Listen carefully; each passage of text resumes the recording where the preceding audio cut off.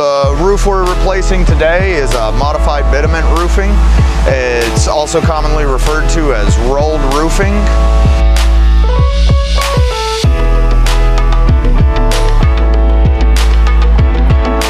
So today we're out in DeLand. We're replacing a low slope roof that had a leak that was unattended for some time.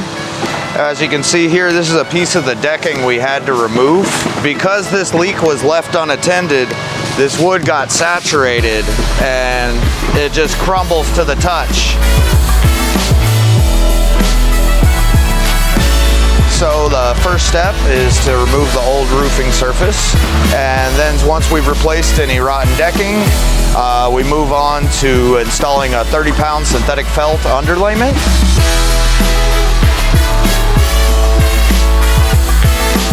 Because this roof is a low slope roof, we cannot use traditional shingles, so we use a product called modified bitumen, which is essentially a long roll of asphalt shingle. It's used in low slope because it allows the water to roll off.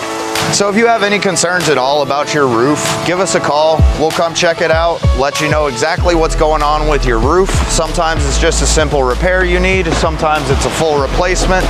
You can always count on honesty and quality with APC Roofing.